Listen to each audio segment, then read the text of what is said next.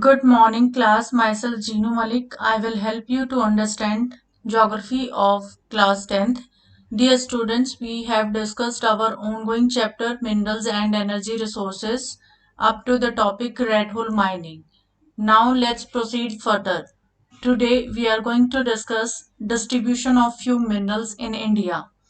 Under this main topic, we will learn about the distribution of metallic minerals and distribution of non-metallic minerals. Under the metallic minerals, we will discuss ferrous minerals and their two examples in detail. These examples are iron ore and manganese. Under non-ferrous minerals, we will discuss the examples of copper and bauxite. Next category is the non-metallic minerals. Under this topic, we will discuss the distribution of mica and limestone. Now, let's start with the first one, and that is iron ore. Dear students, as I already told you that iron ore come under the category of ferrous minerals. Ferrous means those minerals which contain iron ore. And what is iron ore? Iron ores are rocks and minerals from which iron can be extracted. Dear students, iron ore is the basic mineral. In other words, we can say that iron ore is the backbone of industrial development. If we talk about the deposits of iron ore in India, then we can say India is rich in good quality iron ore and has abundant resource of iron ore. Here we divided iron ore into two types, magnetite and hematite. Magnetite is the finest iron ore with a very high content of iron.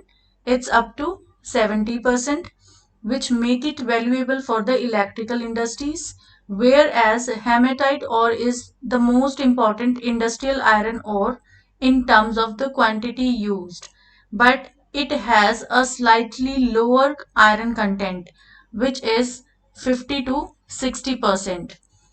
If we talk about the distribution of iron ore in India state-wise, then we can say Odisha is the largest producer, after then Chhattisgarh, then Karnataka, then Jharkhand. If we talk about the major iron ore belts situated in India, then these are Odisha Jharkhand belt, Durg Bastar Chandrapur belt, Bellary Chitradurga Chikmagaluru Tumkuru belt, Maharashtra Goa belt. Now let's discuss each one of them in detail. Started with the first one, Odisha Jharkhand belt. Dear students, Badam Pahar mines located in Mayurbhanj and Kendujhar district of Odisha and Gua and Naumudi mines situated in Singhbhum district of Jharkhand. From these mines, good quality hematite iron ore is found. Second belt is Durg Bastar Chandrapur belt, which lies in the Chhattisgarh and Maharashtra state. From these mines, high grade hematite are found, especially the famous Baladila range of hills situated in Bastar district of Chhattisgarh has the 14 deposits of super high grade hematite iron ore, which has the best physical properties needed for the steel making. Dear students, from these mines, iron ore is exported to Japan and South Korea via the Vishakhapatnam port. Third belt is Bellary, Chitradurga, Chikmagaluru, Tumkuru belt located in Karnataka state. This belt has large reserve of iron ore. Kudremukh mines located in the western Ghat of Karnataka are 100% export unit. Dear students, export unit means such a unit which export its entire production. Kudremukh deposits are known to be one of the largest deposits in the world. Here, the ore is transported as slurry through a pipeline to a port near Mangaluru. Slurry means a mixture of water and solid particle. Here, the picture of slurry mixture you can see in this slide. The fourth iron ore belt is Maharashtra Goa belt. Dear students, this belt includes the state of Goa and Ratnagiri district of Maharashtra. But the iron ore found in these mines are not of very high quality. But still, iron ore exported from these mines with the help of Marmagoa port. Dear students, in our next slide, you can see the exact location of the places we just have read in our major iron ore belts. Here in the first belt, you can see the mines of Goa, Mayurbhanj, Kendujhar. In the second belt, you can see Durg, Baladila, Chandrapur. In the third belt, you can see Bellary, Chitradurga, Chikmagaluru, Tumkuru belt. Here you can see the port of Vishakhapatnam and the port of Mangaluru. Here the fourth belt, Goa and Ratnagiri, which use the Marmagoa port. Our next example of ferrous mineral is manganese. Dear students, manganese is a hard, brittle silver metal oftenly found in minerals in combination with iron. If we see the main use of manganese, then it mainly used in manufacturing of steel and ferromanganese alloy. Nearly 10 kg of manganese is required to manufacture 1 ton of steel.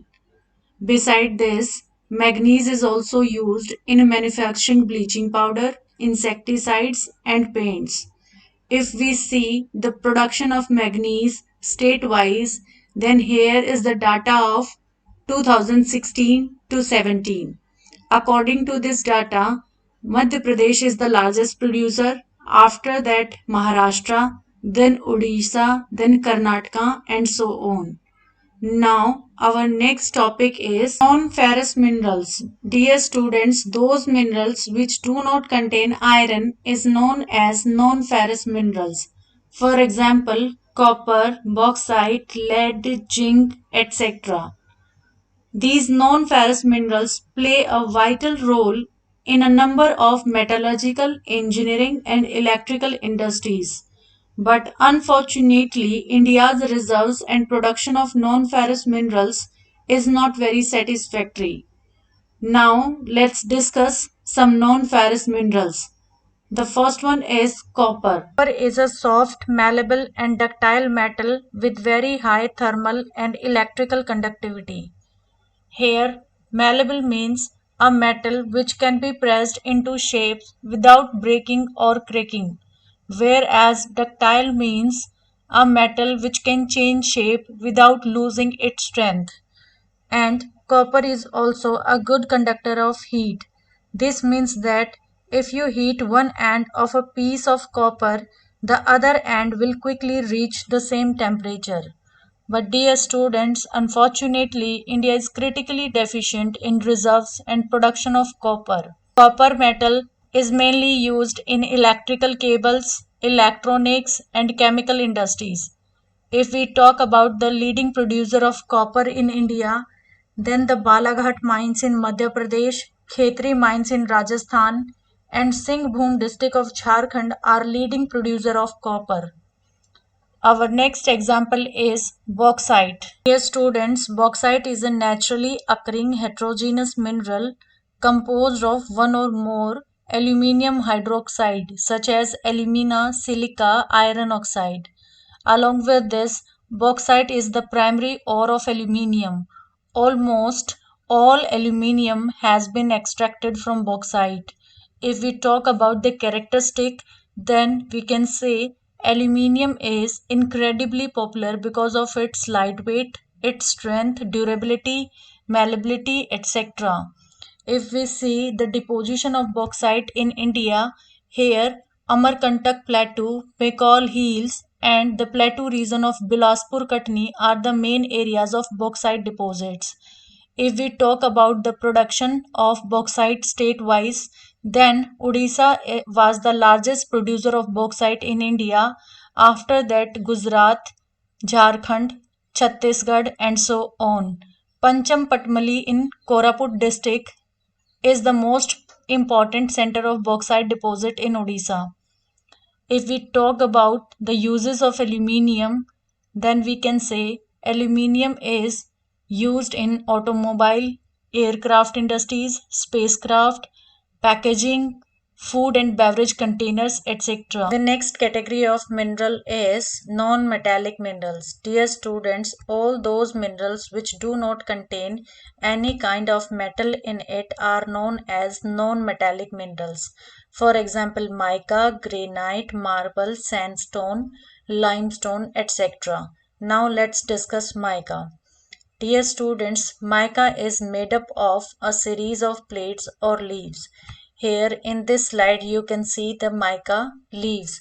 These mica leaves can be easily split into thin sheets, and these sheets can be clear black, green, red, yellow and brown. What are the characteristics of mica? Mica has excellent dielectric strength, means it is poor conductor of electricity.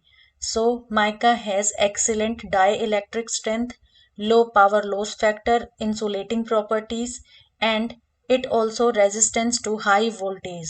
And these characteristics make mica an indispensable mineral which used in electric and electronic industries. If we talk about the mica deposits are found in India, then we can see the northern edges of Chota Nagpur Plateau, Koderma Gaya Hazaribagh belt of Jharkhand is the leading producer. Here you can see. Along with this, Rajasthan, especially the major mica producing area is around Ajmer, and Nellore mica belt of Andhra Pradesh is also an important producing area in the country. Now, the next example is limestone. Students, limestone is found in sedimentary rocks associated with the rocks composed of calcium carbonate and calcium and magnesium carbonate. If we talk about the uses of limestone, then we can say limestone is base raw material for the cement industry. It is also used for smelting iron ore in the blast furnace. If we talk about the major producing of limestone, then we can say Rajasthan is the leading producer of limestone, followed by Madhya Pradesh, Andhra Pradesh, Chhattisgarh, Karnataka, and so on. Now let's discuss what are the impact of mining on the health of miners or on the environment. First of all, we discuss the impact on miners. Dear students, mining is really very dangerous industries for both worker as well as residents. Miners have to work under tough conditions. Sometimes there is no natural light is available. Miners are always at great risk of getting pulmonary disorders. And along with this, there is always a risk of collapsing of mine roof or inundations with water and fire. If we talk about the impact on environment, then the areas around the mines face the problem of too much dust from the mines. Slurry from the mines damage the roads and the farmlands. Houses and clothes become dirty more often than in the other areas. Cases of respiratory tract diseases are very high in the mining areas. These are some impacts of mining on the miners or environment. We have discussed the classification of minerals and the hazards of minerals. Now, the next topic is conservation of minerals.